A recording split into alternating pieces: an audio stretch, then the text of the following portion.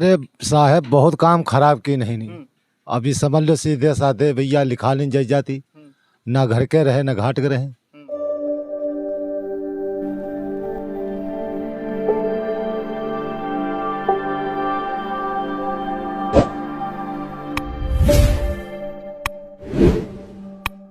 यहाँ पर हम आपको दिखाएंगे कि काफ़ी सारे गांव के लोग भी मौजूद हैं और कितना ज़्यादा मलिहाबाद तहसील में भ्रष्टाचार हावी है। हम बात करेंगे लोगों से कि और भी ऐसे केसेस क्या इस क्षेत्र में हो रहे हैं क्या। दादा क्या नाम है आपका? नीरज कुमार तिवारी। नीरज कुमार तिवारी जी, ये जो मलिहाबाद तहसील का ये मामला है पूरे लखनऊ में चर्चा का विषय बना हुआ है, तो ये आप किस नज़र से देखते हैं कि मलिहाबाद तहसील क्या वास्तव में सही तरीके से कार्य कर रही है? नहीं, बिल्कुल नहीं कर रही है। लखनऊ ज़िले में सबसे ज़्यादा मलिहाबाद तहसील में ही भ्रष्टाचार व्याप्त है। हमारी ग्राम पंचायत खड़मुहा में इस तरीके के 4-6 मैटर हैं। अधिकारियों की संज्ञान में है, जिलाधिकारी जी, एसडीएम साहब सबके, लेकिन आज तक उस पर कोई कार्रवाई नहीं की गई है। झूठी रिपोर्ट बैठ के लेखपाल लोग वहीं कमरे में लगा देते हैं, कोई कार्रवाई नहीं की जाती है। यानी तहसील के जो कमरे हैं सारा लेखा जोखा और न्याय वहीं हो जाता है, फील्ड पर कोई अधिकारी कभी नहीं उतरता। कभी नहीं उतरता। और जितने भी लेखपाल हैं सब एक एक मुंशी रखे हुए हैं, वो मुंशी सब बैठ के काम करते हैं, लेखपाल लोग कोई काम देखते ही नहीं हैं। यानी अगर एक बात कही जाए कि भ्रष्टाचार पूरे तौर से मलिहाबाद तहसील में फल फूल रहा है तो ये कोई बड़ी बात नहीं। बड़ी बात नहीं, 100% ये सही बात है।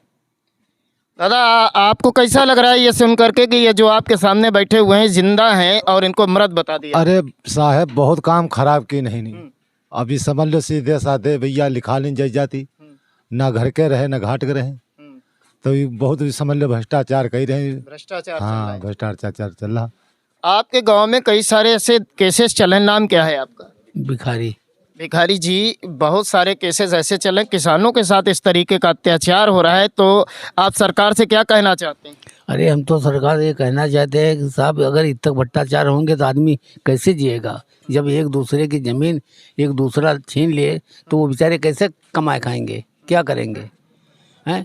अब ये तो मौत के कगाड़ पे हैं जी। हाँ, अब ये सब बताओ, इनको ना मालूम इनकी ज़मीन चली गई, ये तो बेचारे गए हर काम से। यानी किसानों के साथ आज इनके साथ हुआ है, कल दूसरे के साथ भी ऐसा हो सकता है। हाँ बिल्कुल हो रहा है साहब, हो रहा है। यानी मलिहाबाद तहसील जो है उसके बारे में आपके क्या विचार है?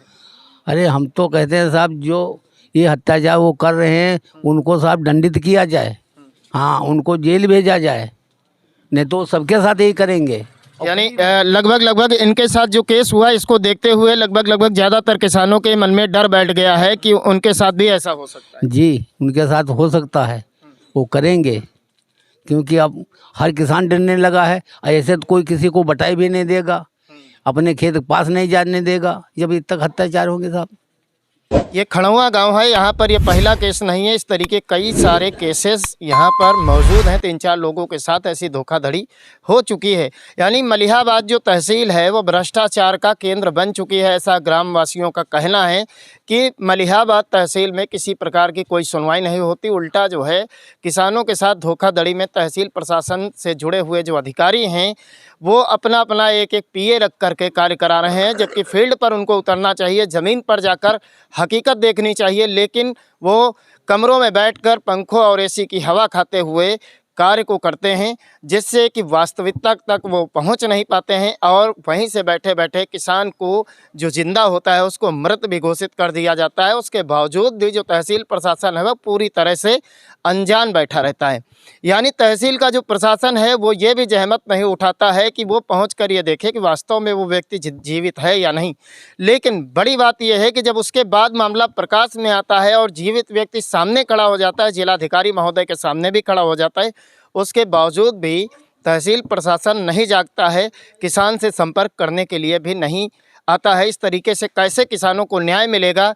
उत्तर प्रदेश के मुखिया योगी आदित्यनाथ जी से निवेदन है कि ऐसे भ्रष्ट अधिकारियों पर जमकर उनको चाबुक चलानी चाहिए, जो जीवित व्यक्ति को मृत बताकर उसकी ज़मीन दूसरों के नाम कर देते हैं।